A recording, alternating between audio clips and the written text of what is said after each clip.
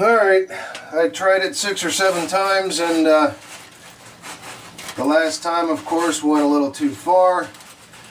It overlaps now, so I'll squeeze a little bit of it back together. Try to keep it as even as possible. You don't want the coils touching each other.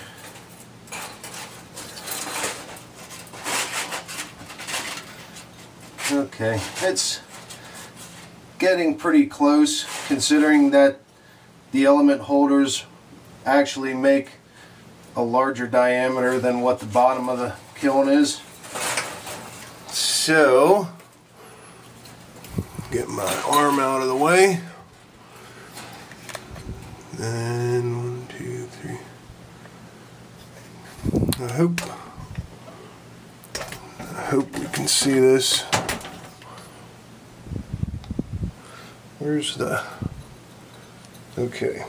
Now there are little ceramic plugs on the outside. That's where the element end goes through. So I take this plug out to make it easier to get it started. And then when we come back around to the other side, then I'll slide those back in. Okay, now I have my element holder fixed, so this entire ring is ready to go. I'll go ahead and start working my element in there. And this goes in pretty easy. Just have to make sure that the whole thing's against the inside of the element holders. And then I'll take the other insulator out, slide the end of my element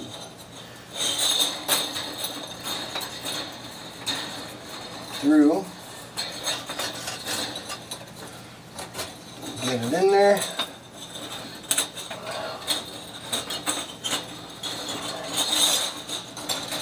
Of course, it wants to pop out all over the place. Fun, fun, fun. Get it in there. And it's nice and snug. Make sure that it's in the holders. I'm going to take a flat screwdriver or something and get it down into the bottom of the holders the whole way around so that it doesn't warp and fall out.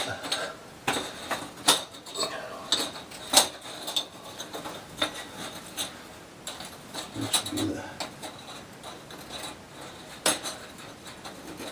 source of the problem when you start to do a firing. Now it's down in the whole way around, and the first time that thing warms up, it'll sit right down in there real nice. Okay, let's go back to the outside and hook it up. Let's see if I can get in here without knocking the camera over. Alright, element tails are in there. I'll slide my insulator in. Make sure that's in the whole way. Make sure that it didn't push the element out or into the kiln. Everything seems to be in good shape. Now, the tail on the right hand side will go to the post on the right hand side over here. And I should have an extra washer for on there, but that'll be alright. And the one on the left will go to the post on the left. Make sure the posts are tight. Yeah. Take the wrench and make sure those are snug. which they are. I'm not going to try to over tighten them.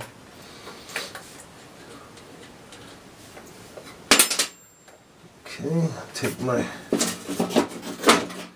needle nose here, and right where the insulator starts is where I'll make a bend in it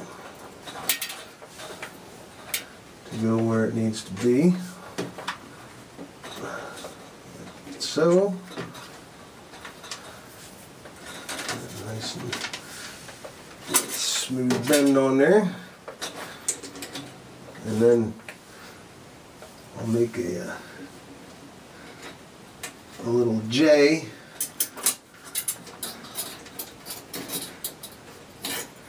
to go behind the washer. I'm going to go ahead and snip the end of it off a while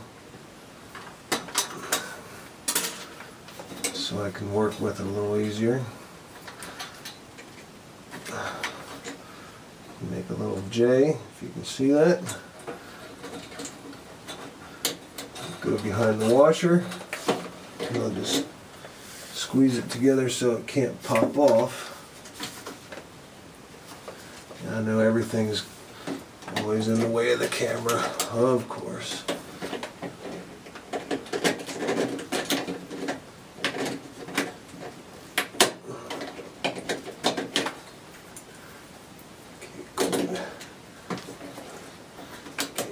Get behind there. Ah, there we go. I think. Not quite as nice as I would have liked it to have been, but as long as it makes contact, that's the main point. Get it captured under the washer there. Get it hooked on there. And then the wire connector will go between the nut and the washer, and then tighten the whole thing down. Do the same with the one on the right. Bend it even with the board.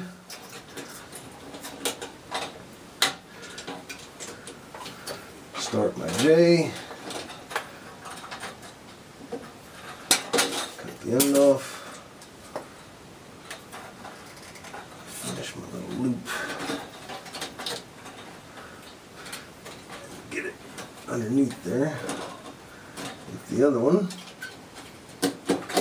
Hook it on there, and then that'll get tightened down. Okay. I'm going to put the box back on. Now with the kiln sitter, line the kiln sitter up with the hole that it goes through, and I have my markings on here. That's T for top.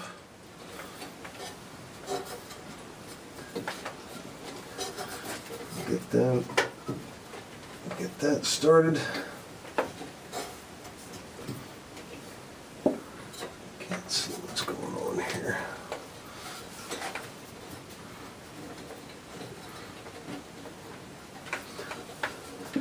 Make sure that it's all together. Tighten it down, not over tight, but enough to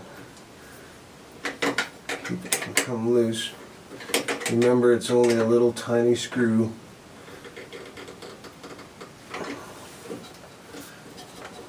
Okay, just do the same for the rest of them. Put the cover back on and be good to go. Have fun.